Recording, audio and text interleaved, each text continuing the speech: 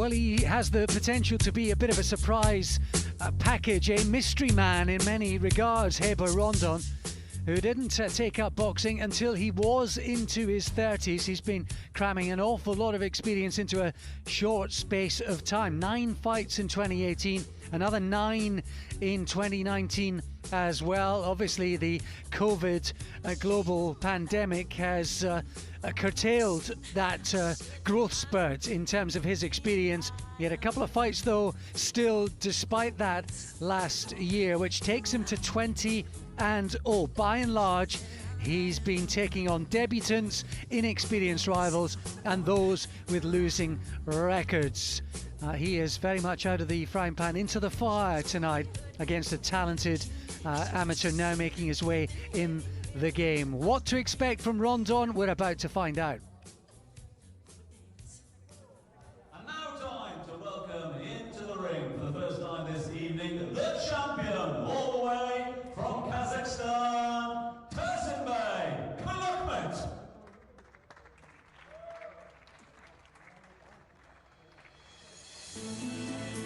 Well, while we don't know that much about Rondon, we do about KULAХMET.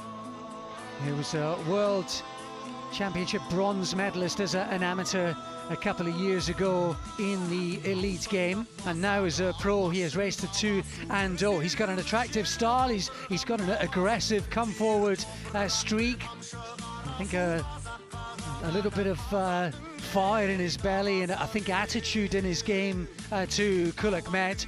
We've already seen him a couple of times from ringside, and looking forward to seeing him again and how much he's learned from being around Carl Frampton in that gym. So here we go, ladies and gentlemen. Ahmed A. Siddiqui for D4G Promotions proudly presents 10 rounds of boxing for this, the WBC International Super Welterweight title, live from Dubai. Your 3 judges ringside are from the United Arab Emirates, Walid Shahabi, Mike Hale from the United Kingdom, and also ringside, Gary Katanowski from the United Kingdom, also from the United Kingdom. Your timekeeper at the bell is Reese Calden, your referee here in the ring when the action begins all the way from France is Ali Oubail. A warm welcome then to our officials, now to introduce the boxers officially to you. First, fighting out of the red corner with an unbeaten record of 20 wins, no defeats, and 13 of those wins coming by way of knockout. Weighing in at the official weigh-in at 153.6 pounds from Los Teques, Venezuela, Heber Rondon.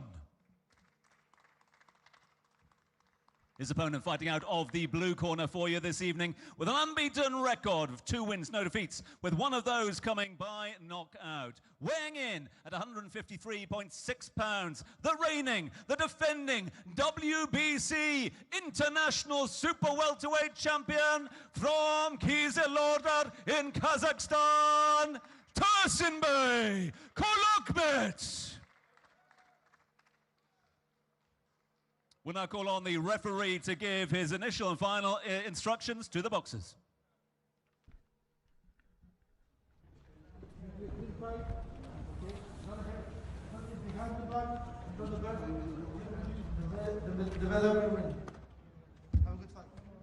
Final words from the referee.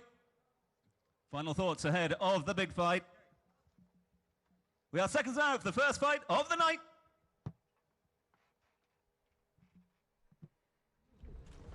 Looking forward to this one, kick-starting an evening of World Championship action. And alongside me, Barry Jones, a man who once held the very belt that Herring now holds, and Frampton is trying to create his history by grabbing off him later on tonight. Barry, you and I have seen KULAХMET a couple of times. We've liked what we've seen so far. He's got a little bit of devil about him too. He has. He's been hugely impressive. He really has. Just the maturity in his work. He looks like a seasoned pro already in his debut, but certainly in his second fight against a real tough competitor in McGowan, he just looked so composed, really did. He did. He was too big, too good for McGowan, who did well, having been hurt in the 7th round in that fight last time up. That was back in November, fight you may have seen on one of our broadcasts. He did show perhaps just elements of inexperience that night, Barry. He looked like he might get McGowan out of there, I think, in the middle, sort of second third of the fight, and then maybe McGowan's courage was the deciding factor in that. Just little elements, I thought, of inexperience might have let him down from really making a statement. But I tell you what, he's well on his way to doing that here. Right hook, was it? He did that same move. He did the same move about 15 seconds ago.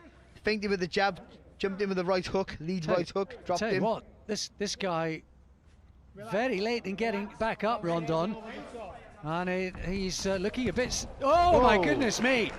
Well, he looked unsteady, but he chose attack as a form of defence, and in the end, it left him defenceless. And that's a spectacular knockout and a tremendous start to the evening. And it always looks a lot worse when you're throwing, when you get hit when you're throwing as well, because you're turning your body into the shot. But again, just the composure there, КУЛАХМЕТ. He don't know. He stays inside the body frame when he throws his shots, so he has to turn from the waist when he throws those hooks. Where you see Rondon throwing those big wide hooks with a big gap in between there for КУЛАХМЕT just to stay composed, nice and neat, and just see the gap. Listen, we don't know how good Rondon was. He comes in with a big punching record, but for what level we don't quite know that. But what we know of КУЛАХМЕT is in 3 fights, he looks really impressive, composed in his work.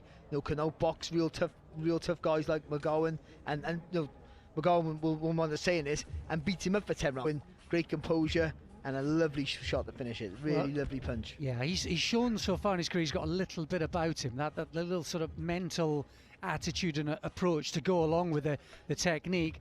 That was the first right hand which he just missed with. Well, you see it there, and again, then that's the one that puts him down. He just little feint. It's almost it's so subtle you almost don't see it. It's a little move of the shoulder to feint that jab, and then comes in there with that right hook. And then when Rondon, you know, to his credit, went out and thought he'll mix fire with fire, but being wide with those elbows wide and throwing wide hooks, someone like КУЛАХМЕT, who always keeps his shape, just steps inside, sees the opening, throws that lovely right hook, and it was all over.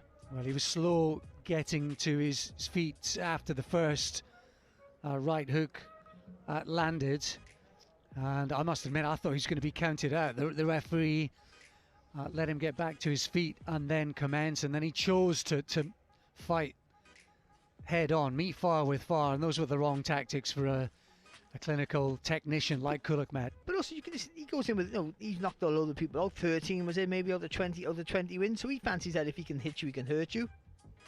But when you're tall and long, you've got to keep your distance. And you know, trying to throw shorter hooks with a guy who's a bit shorter than you and already, you know, keeps his shape really well. That's always a dangerous move to make. But he gambled and it didn't come off. But КУЛАХМЕT didn't know, where'd you go with him now? Because you've stepped him up. And you know, he's had 3 fights now, and it's just looking at the guy's records, however good they are. You know, he boxed everyone with a winning record, so you know, he'd be looking for another one within 10 fights. He'd be looking for some sort of major honour, you would feel, if he keeps going the way he's going. Well, this international title of sorts with the WBC, of course, garners you some ranking points, pops him sort of top 20, top 15 anyway. You'd like to think he needs more experience before you're talking about the, you know, Jamal Charles at the top of the tree, and Tim Zhu, who had made a statement performance just the other day down under 2.